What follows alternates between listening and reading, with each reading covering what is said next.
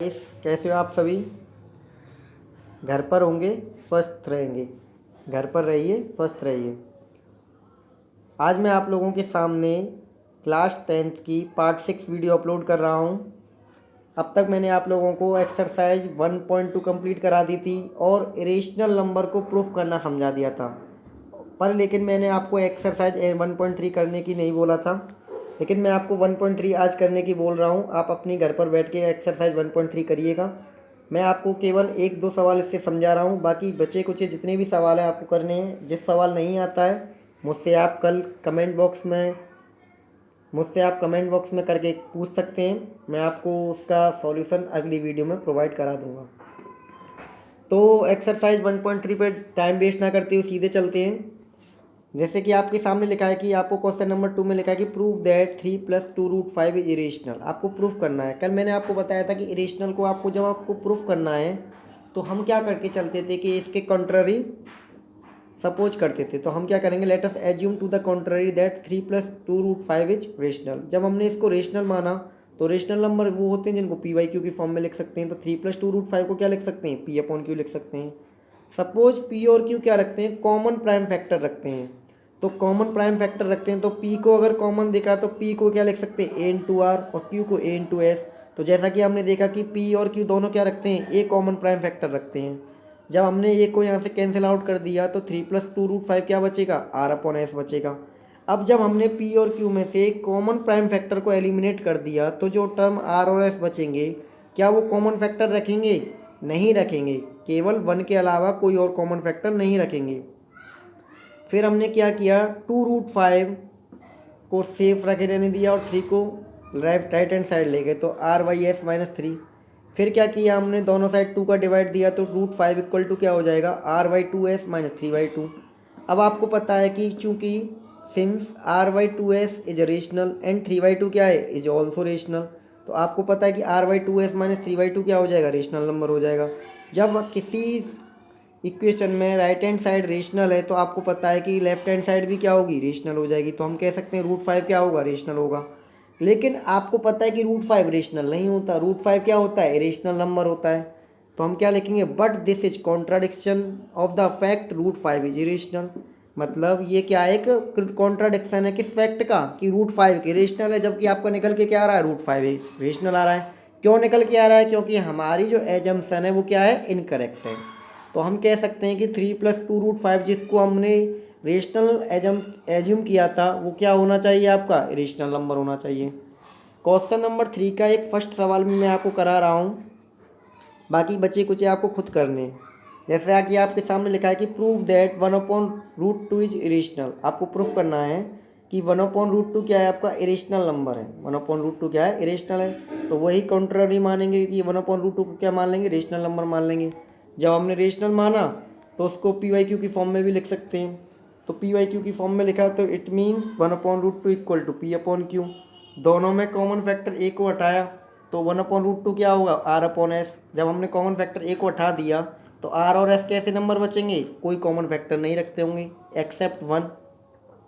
तो r = s cross multiplication किया तो s = क्या आ जाएगा, r√2 आ जाएगा।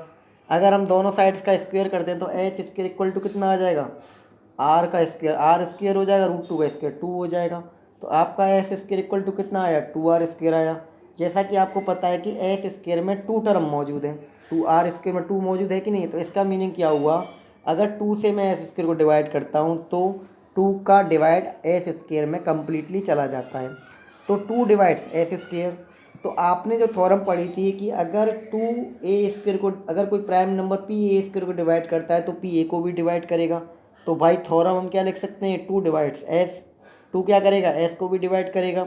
जब s को डिवाइड करेगा तो 2, तो s में 2 होगा। तो s को मैं क्या लिख सकता हूँ, 2a लिख सकता हूँ। अब मैं क्या करूँगा, s की वैल्यू को इक्वेशन सेकंड में पुट करूँगा। इक्वेशन सेकंड में मैंने पुट किया तो s की जगह 2a लिखा तो 2a का होल स्क्वायर = 2 × r²। 2a का होल स्क्वायर करेंगे तो 4a² = 2r²। 2 से 4 को कैंसिल आउट करेंगे तो 2 बचेगा। तो r² कितना हो जाएगा, आपका 2a² आ जाएगा। जैसा कि आप देख रहे हो अब r² में 2 टर्म मौजूद है तो इसका मीनिंग क्या हुआ कि 2 डिवाइड्स r² होगा। भाई थ्योरम 2 डिवाइड्स क्या करेगा, आर को डिवाइड करेगा। आप देख रहे हो कि एस में भी 2 आया है और आर में भी 2 है, तो इसका मीनिंग क्या हुआ कि we see r and S have common prime factor 2। R और एस क्या रखते हैं, कॉमन फैक्टर रखते हैं 2। जब कॉमन प्राइम फैक्टर 2 रखते हैं, लेकिन आगे ऊपर हम क्या कह के चले थे कि आर और एस में कोई कॉमन फैक्टर नहीं है, तो this is contradiction of the fact that कि R and S have no common factor except 1। Because क्यों आया ऐसा, क्योंकि आवर एजम्पशन इज इनकरेक्ट। तो हम कह सकते हैं 1/√2 क्या हो जाएगा आपका, इरेशनल हो जाएगा। मैंने आपको ऐसे अच्छे से समझाया था, इसलिए मैं जल्दी जल्दी समझा रहा हूँ। आप लोगों इनको अच्छे से समझने की कोशिश करिएगा। इसकी प्रैक्टिस बहुत करनी है आपको सवाल की। जब तक आप इस सवाल की 2-3 बार प्रैक्टिस नहीं करेंगे तब तक यह सवाल आपको समझ नहीं आएगा। आप कोशिश करिए, समझने की कोशिश करिए। अब नेक्स्ट टॉपिक है आपके सामने, revisiting rational number and their decimal expansion. Revisiting rational number and their decimal expansion, यहाँ आपको समझना है। अगर हम डेसिमल एक्सपेंशन को समझना चाहते हैं तो डेसिमल एक्सपेंशन 2 तरीके का होता है, एक टर्मिनेटिंग, एक नॉन टर्मिनेटिंग। टर्मिनेटिंग क्या होता है, अब नॉन टर्मिनेटिंग क्या होता है। अगर डेसिमल के बाद जो डिजिट आते हैं वो अगर एक सर्टेन नंबर में आए, कि रुक जाएं, मतलब ऐसा हो कि डेसिमल के बाद जो डिजिट आ रहे हैं वो आपके फिक्स हों, तो हम कह सकते हैं ये टर्मिनेटिंग है। अगर डेसिमल के बाद डिजिट रुके ना, जैसे कि अगर 10 में मैं 3 का, जैसे कि मैं आपके सामने दिखा रहा हूँ, अगर मैं 10 में 4 का डिवाइड देता हूँ, 10 में क्या करता हूँ, 4 का डिवाइड देता हूँ, तो 4 में जब 10 का डिवाइड देता हूँ तो 4 2 जा 8, 2 बचा, पॉइंट लगाया 0 आया, तो 4 5 जा 20।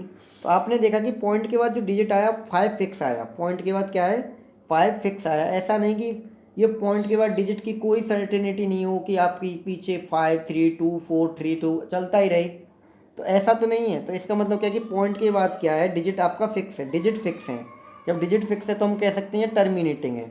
इसी प्रकार जब मैं 3 का डिवाइड 10 में देता हूँ तो 3 3 जा 9, 1 बचा रिमाइंडर, पॉइंट उतारा, पॉइंट लगाया तो 0 बढ़ाई, तो 3 3 जा 9। इसी तरीके से 3.3333 चलता ही रहेगा।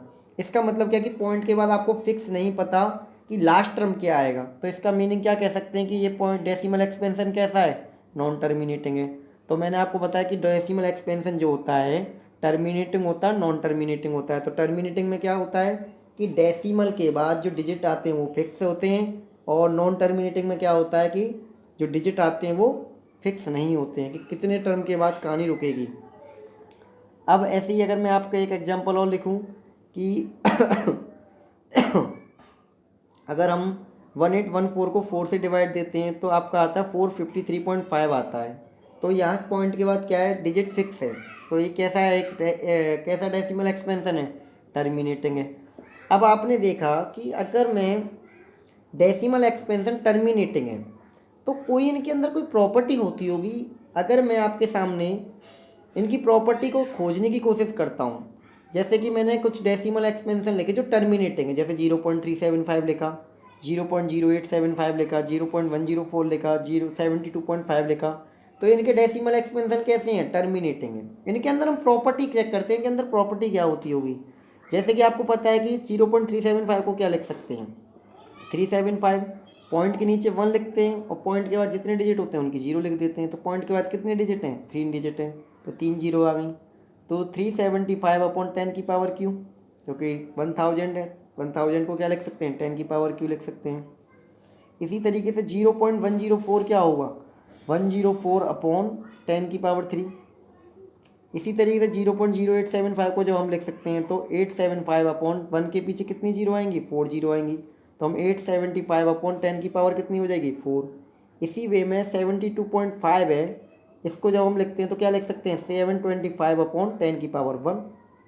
तो डेसिमल एक्सपेंशन अगर आपका टर्मिनेटिंग है तो अगर हम उसे रेशनल नंबर में लिखते हैं तो हम देखते हैं कि जो डिनोमिनेटर होती है उसकी पावर किस फॉर्म में होती है, पावर ऑफ 10 की फॉर्म में होती है।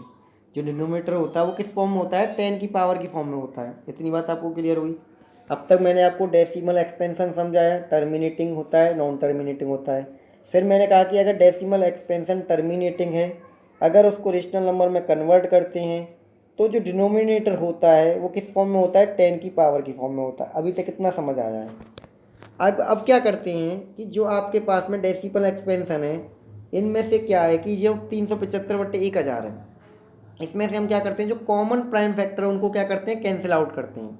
कॉमन प्राइम फैक्टर को क्या करते हैं, कैंसिल आउट करते हैं। तो कॉमन प्राइम फैक्टर को कैंसिल आउट करते हैं तो क्या होता है, after cancel the common factor, तो 0.375, तो 375/10 की पावर क्यू, तो 375 के हमने फैक्टर करे कॉमन, तो 375 को क्या लिख सकते हैं, 3 × 5 की पावर क्यू अपॉन, अब 10 की पावर क्यू को क्या लिख सकते हैं, 10 को लिख सकते हैं 2 × 5, तो 2 × 5 की पावर क्यू को क्या लिख सकते हैं, 2Q × 5Q। जैसा कि आपने देखा कि न्यूमरेटर में भी 5Q है और डिनोमिनेटर में भी 5 है, तो 5Q से 5Q कट जाएगा तो कितना आ जाएगा, 3/2Q आ जाएगा। अगर 0.104 को लिखते हैं तो क्या आएगा, 104/10Q। इसके 104 के प्राइम फैक्टर करते हैं तो कितना आएगा, 2 की पावर Q इंटू 13 की पावर 1, गलत लिख गया है थोड़ा सा, ये 13 की पावर 1 लिखा है, 13 की पावर 1, तो 2 की पावर Q से 2 की पावर Q कट जाएगा, तो 13 की पावर 1/5 की पावर Q। इसी वे में 0.0875 इक्वल टू 875/10 की पावर 4, तो इस 875 के जब हमने प्राइम फैक्टर किया तो कितना आएगा, 5Q × 7 अपॉन 2 की पावर 4 × 5 की पावर 4, तो 5Q से 5 की पावर 4 से एक पावर बची 5 की पावर 4 में, तो क्या हो जाएगा, न्यूमरेटर में बचेगा 7 अपॉन आ जाएगा 2 की पावर 4 × 5 की पावर 1। अब क्या देखते हो आप लोग, अब तक आप लोगों ने देखा कि न्यूमरेटर डिनोमिनेटर में क्या बचता है, डिनोमिनेटर जो होता है 10 की पावर की फॉर्म में होता है, लेकिन अब आप देखते हो कि जो डिनोमिनेटर बचता है वो या तो 2 की पावर की फॉर्म में बचता है, या 5 की पावर की फॉर्म में बचता है, या 2 और 5 दोनों की पावर की फॉर्म में बचता है। तो आप देखते हो कि डेसिमल एक्सपेंशन अगर टर्मिनेटिंग है तो जो रेशनल नंबर में कन्वर्ट करने पर डिनोमिनेटर जो बचता है या तो 2 की पावर की फॉर्म में बचता है केवल, या 5 की पावर की फॉर्म में बचता है, या 2 और 5 दोनों की पावर की फॉर्म में बचता है। किस फॉर्म में बचता है, 2 और 5 की पावर की फॉर्म में बचता है। आप एक चीज़ और देखिए, यहाँ 2 की पावर 3 है, यहाँ 5 की पावर 3 है, या 2 की पावर 4 × 5 की पावर 1 है, तो क्या यहाँ नेगेटिव पावर आ रही है, नेगेटिव पावर भी नहीं आ रही। तो इसका मतलब जो है कि 2 की पावर n × 5 की पावर m जो है, n और m कैसे नंबर हैं आपके, नॉन नेगेटिव नंबर है। कैसे नंबर हैं आपके, नॉन नेगेटिव नंबर है। कैसे नंबर है, नॉन नेगेटिव नंबर है। इतना आपको समझ आ गया होगा। तो मैंने अब तक आपको बताया कि decimal expansion, terminating, non terminating, फिर उसके बाद बताया अगर डेसिमल नंबर टर्मिनेटिंग है तो उसको रेशनल नंबर में कन्वर्ट करते हैं तो उसका जो डिनोमिनेटर होता है वो 10 की पावर की फॉर्म में होता है। अगर मैं उनके अंदर से कॉमन फैक्टर को कैंसिल आउट कर देता हूँ तो जो डिनोमिनेटर है वो या तो 2 की पावर की फॉर्म में बचता है, या 5 की पावर की फॉर्म में बचता है, या फिर 2 और 5 दोनों की पावर की फॉर्म में बचता है। इतनी बात अब तक क्लियर हुई है आपकी। तो इतनी बात जब क्लियर हो गई तो आपकी जो दो थ्योरम है इनको आपको समझना है। जैसे थ्योरम नंबर 1.6 में क्या लिखा है आपके लिए कि let x equal to p/q be a rational number, let x equal to p/q be a rational number such that कि the prime factorisation of q is of the form, जो आपके पास में जो डिनोमिनेटर है वो किस फॉर्म में, is of the form 2 की पावर n × 5 की power m where n and m are non negative integers. अगर आपके पास में कोई रेशनल नंबर लिखा है p/q, इस प्रकार है कि q के अगर हम प्राइम फैक्टर करते हैं, अगर वो 2 की पावर n और 5 की पावर m के रूप में आता है, जहाँ n और m क्या होना चाहिए, नॉन नेगेटिव इंटीजर्स हों, तब उस केस में हम कह सकते हैं कि x has a decimal expansion which terminates, x को से डेसिमल एक्सपेंशन रखेगा जो टर्मिनेट्स होगा। टर्मिनेट्स मतलब पॉइंट्स के बाद जो डिजिट आएंगे वो फिक्स होंगे। सपोज करो आपके पास में मैंने एग्जांपल लिखा 1/8, क्या लिखा, 1/8 लिखा, तो 1/8 को क्या लिख सकते हैं, 1/2 की पावर 3 × 5 की पावर 0। तो आप देख रहे हो कि जो आपका डिनोमिनेटर है वो 2 की पावर n × 5 की पावर m की फॉर्म में है कि नहीं, 2 की पावर n × 5 की पावर m की फॉर्म में है, और n और m क्या है, n की वैल्यू 3 है, m की वैल्यू 0 है। क्या नॉन नेगेटिव है, नहीं है non negative, non negative, non negative है कि नहीं, नॉन नेगेटिव का मतलब क्या है कि नेगेटिव नहीं होनी चाहिए ये वैल्यूज। तो इसका मतलब क्या हुआ, यहाँ डेसिमल एक्सपेंशन कैसा हो जाएगा, टर्मिनेटिंग हो जाएगा। अगर मैं 8 का डिवाइड 1 में देता हूँ तो आपको पता चलेगा कि इसका टर्मिनेटिंग आएगा, तो पॉइंट लगाएंगे तो 0, तो 8 1 जा 8, तो कितना बचा आपका 2 बचा, पॉइंट की 0 आई तो हम क्या लिख सकते हैं 8 2 जा 16, तो कितना बचा आपका 4 बचा, 8 5 जा 14, तो कितना आएगा 0.125 आएगा। तो एक फिक्स आ रहा ही नहीं आ रही वैल्यू। इसका मीनिंग क्या हुआ कि डेसिमल एक्सपेंशन टर्मिनेटिंग हुआ। तो आप केवल डिनोमिनेटर को ही देख के बता सकते हो कि इसका डेसिमल एक्सपेंशन टर्मिनेटिंग होगा या नॉन टर्मिनेटिंग होगा। टर्मिनेटिंग होने का बस सीधा सिंपल है, डिनोमिनेटर जो होना चाहिए वो या तो 2 की पावर की फॉर्म में होना चाहिए या 5 की पावर की फॉर्म में होना चाहिए या आपका 2 और 5 दोनों की पावर की फॉर्म में होना चाहिए, लेकिन जो पावर होनी चाहिए वो आपकी नेगेटिव नहीं होनी चाहिए। जैसे कि 1/90 लिखा है, तो 90 की अगर हम प्राइम फैक्टराइजेशन करते हैं तो क्या आएगा आपके पास में 2 की पावर 1, 3 की पावर 2 इंटू 5 की पावर 1।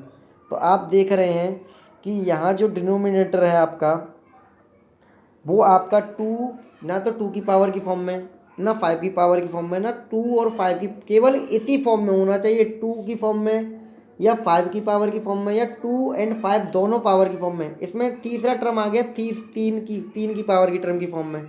इसका मतलब क्या हुआ, here denominator is not of the form 2 की पावर n इंटू 5 की power m, it means 1/18 is not terminating. 1/18 क्या होगा, टर्मिनेटिंग नहीं होगा। 80 नहीं, सॉरी 90, 1/90 क्या होगा, टर्मिनेटिंग नहीं होगा। ये 19 लिखना है, 18 लिख गया है गलती से। तो अब जो आपकी थ्योरम लिखी है सेम वही नीचे लिखी है। अगर एक्स इस फॉर्म में ना हो तो वो आपका नॉन टर्मिनेटिंग कहलाएगा। जैसे आपके लिए लिखा है let x equal to p upon q where p and q are co primes. अब को प्राइम्स क्या होते हैं, को प्राइम्स वे नंबर्स होते हैं जिनमें 1 के अलावा कोई कॉमन फैक्टर ना हो। जैसे कि अगर मैं कह दूं क्या 3 और 5 को प्राइम हैं, क्योंकि 3 और 5 के बीच में कोई भी कॉमन प्राइम फैक्टर नहीं है, केवल 1 है। क्या 2 और 4 कॉमन प्राइम फैक्टर हैं, को प्राइम नंबर्स हैं? नहीं है। क्यों नहीं है, क्योंकि 2 और 4 के बीच में कॉमन है, क्योंकि इसमें भी 2 कॉमन फैक्टर है, इसमें भी 2 कॉमन फैक्टर है। तो इसका मतलब 2 और 4 क्या हो जाएंगे, को प्राइम्स नहीं होंगे। तो क्या हुआ है कि let x equal to p y q हो, जहाँ वेयर पी एंड क्यू क्या होने चाहिए, को प्राइम्स होने चाहिए। बी अ रेशनल नंबर, क्या हो, एक रेशनल नंबर हो, such that the prime factorisation of q, q के अगर हम प्राइम फैक्टराइजेशन करते हैं is not of the form 2 की पावर एन एंड 5 की पावर एन। किस फॉर्म में ना हो, 2 की पावर एन और 5 की पावर एम की फॉर्म में ना हो, तो उस केस में हम कह सकते हैं where n and m are non negative integer. जहाँ क्या होना चाहिए, एन और एम कैसे होने चाहिए, नॉन नेगेटिव इंटीजर हो।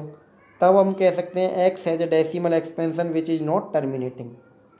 अब तक मैंने आप लोगों को जो समझाया वो मैंने केवल एक छोटी सी कहानी है। अगर आपके पास में कोई एक रेशनल नंबर लिखा है, अगर उसका डिनोमिनेटर 2 की पावर की फॉर्म में हो कि 5 की पावर की फॉर्म में हो या 2 और 5 दोनों की पावर की फॉर्म में हो, तो उसका जो डेसिमल एक्सपेंशन होगा वो टर्मिनेटिंग होगा। अगर ऐसा नहीं है, तो वो नॉन टर्मिनेटिंग होगा। बस इतना समझना है।